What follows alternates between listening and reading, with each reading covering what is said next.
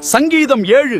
பென்யமீனியனாகிய கூஷ் என்பவனுடைய வார்த்தைகளின் நிமித்தம் தாவீது கர்த்தரை நோக்கி பாடின சிகாயோன் என்னும் சங்கீதம். என் தேவனாகிய கர்த்தாவே, உம்மை நம்பியிருக்கிறேன். என்னை துன்பப்படுத்துகிறவர்கள் எல்லாருக்கும் என்னை விலக்கி இரட்சியும். அத்துரு சிங்கம் போல் என் ஆத்துமாவை பிடித்துக் கொண்டு போய் விடுவிக்கிறவன் இல்லாமையால் அதை பீறாதபடிக்கு என்னை தப்புவியும்.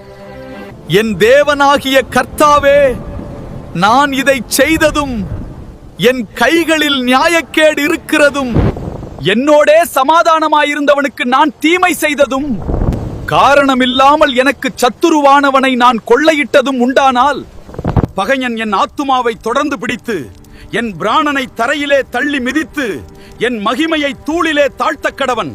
கர்த்தாவே, நீர் உம்முடைய கோபத்தில் எழுந்திருந்து என் சத்துருக்களுடைய மூர்க்கங்களை நிமித்தம் உம்மை உயர்த்தி எனக்காக விழித்துக் கொள்ளும். நியாய தீர்ப்பை நியமித்திருக்கிறீரே, ஜனக்கூட்டம் உம்மை சூழ்ந்து கொள்ளும். அவர்களுக்காக திரும்பவும் உன்னதத்திற்கு எழுந்தருளும். கர்த்தர் ஜனங்களுக்கு நியாயம் செய்வார். கர்த்தாவே, என் நீதியின்படியும் என்னுள்ள உண்மையின்படியும் எனக்கு நியாயம் செய்யும்.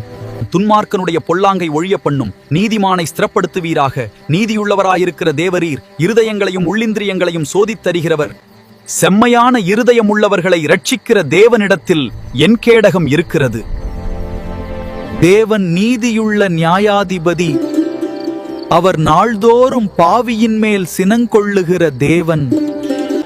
அவன் மனந்திரும்பாவிட்டால் அவர் தம்முடைய பட்டயத்தை கருக்காக்குவார். அவர் தம்முடைய வில்லை நாணேற்றி அதை ஆயத்தப்படுத்தி இருக்கிறார். அவனுக்கு மரணாயுதங்களை ஆயத்தம் பண்ணினார். தம்முடைய அம்புகளை அக்கினி அம்புகளாக்கினார்.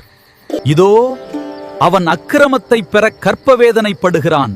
தீவினையை கற்பந்தரித்து பொய்யை பெறுகிறான். குழியை வெட்டி அதை ஆழமாக்கினான். தான் வெட்டின குழியில் தானே விழுந்தான். அவன் தீவினை அவன் சிரசின் மேல் திரும்பும். அவன் கொடுமை அவன் உச்சந்தலையின் மேல் இறங்கும். நான் கர்த்தரை அவருடைய நீதியின்படி துதித்து உன்னதமான கர்த்தருடைய நாமத்தை கீர்த்தனம் பண்ணுவேன்.